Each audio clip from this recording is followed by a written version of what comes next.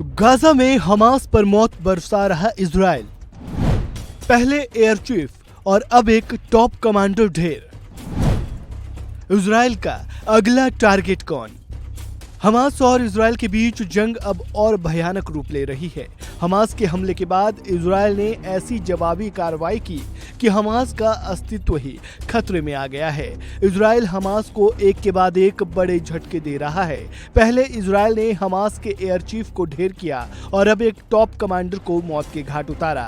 Israeli air force ने शनिवार की रात को एयर स्ट्राइक में दक्षिणी खान यूनिस बटालियन में नहवा बल के टॉप कमांडर बिलाल अल कदरा को मार गिराया। ऐसे में सभी के जहन में यह सवाल कहीं ना कहीं उठ रहा है कि इजराइल का अगला टारगेट आखिर कौन होगा। इस वीडियो में आज हम इसी के बारे में जानेंगे।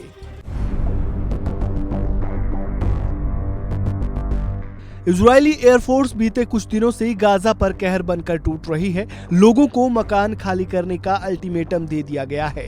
ऐसे में खबर यह है कि गाजा पर इजराइल अब तक की सबसे बड़ी कार्रवाई करने के मूड में नजर आ रहा है। एयरफोर्स चीफ और कमांडर को ढेर करने के बाद इजराइल का अगला टारगेट कौन होगा, इस पर इजरायली सेना का एक बयान सामने आया था। इजरायली सेना के मुताबिक उनका मकसद हमास के दूसरे टॉप लीडर याह्या सिनेवार को खत्म करना है। इजराइल पर रॉकेट हमले के पीछे याह्या सिनेवार का ही दिमाग था।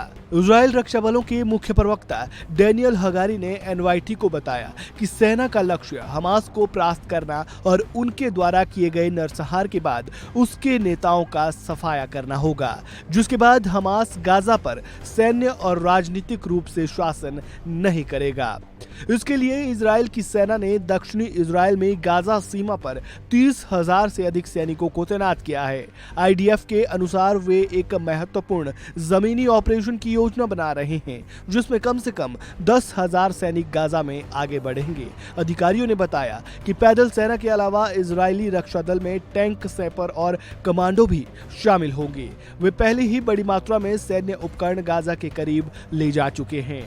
बता दें कि इजरायली वायुसेना के लड़ाकू विमानों ने शनिवार की रात को गाजा पट्टी में आतंकवादी संगठन हमास की दक्षिणी खान यूनिस बटालियन पर जबरदस्त हमला किया था। बताया जा रहा है कि मारा गया आतंकी इजराइल में कई लोगों की हत्यारा भी था।